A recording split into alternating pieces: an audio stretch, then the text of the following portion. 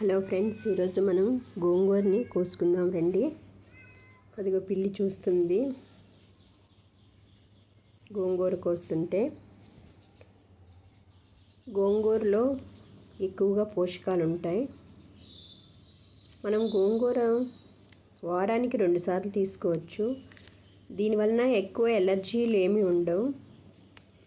దీనివలన ఇది తినడం వలన ఎలర్జీ అనుకుంటాం, కానీ ఇందులో వేసే ఉప్పు వలన మనకి ఎలర్జీ అలాగా అనిపిస్తుంది. ఎందుకంటే గోంగూరలో పులుపు ఎక్కువ కాబట్టి ఎక్కువ ఉప్పు పడుతుంది. ఉప్పు మనం తగ్గించుకున్నాం అనుకోండి, మనం వారానికి 2 సార్లు తీసుకోవచ్చు. దీనివలన ఎన్నో సమస్యలు పోతాయంట. గోంగూర వారానికి 2 సార్లు తీసుకుందాం. కొంచెం ప్లేస్ ఉన్నా కూడాను మనం ఇలా వేసుకోవడం వలన మనకి ఒక్కసారి ఒక 10 రూపాయల గింజలు వేసేసామనుకోండి, ఒక 5-6 సార్లు తెంపుకోవడానికి వీలుంటుంది. విత్తనాలు మనమే మన ఇంట్లోనే సేకరించుకోవచ్చు. టబ్బుల్లో అయితే ఒక 7-8 గింజలు పెట్టచ్చు. మడిలాగా వేసుకుంటే ఒక 10 రూపాయలు గింజలు పడతాయి.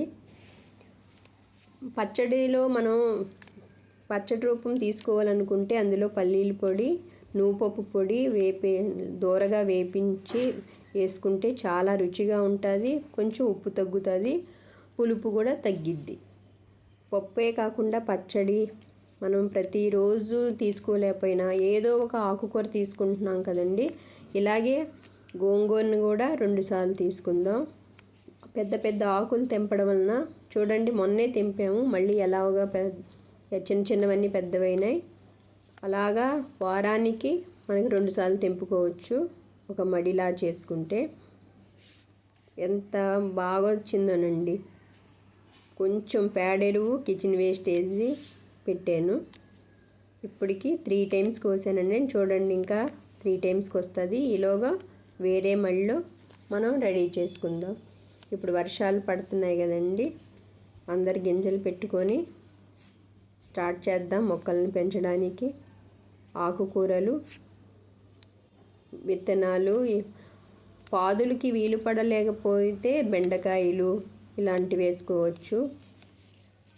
ట్రై చేయండి. ప్రతి ఒక్కరూ ఎంత కొంచెం స్థలం ఉన్నా కూడా మనం మొక్కలు పెంచుదాం. ఇలా పెంచడం వలన మనకి ఇంట్లోకి ఆకుకూరలు వస్తాయి, కూరగాయలు వస్తాయి.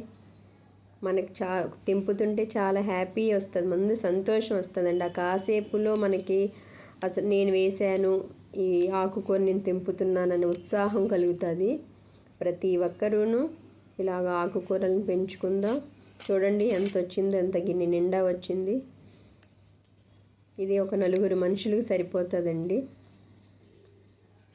ప్రతి ఒక్కరూ వేసిన నెల రోజులకల్లాను మనకి హార్వెస్ట్ వచ్చేస్తుంది.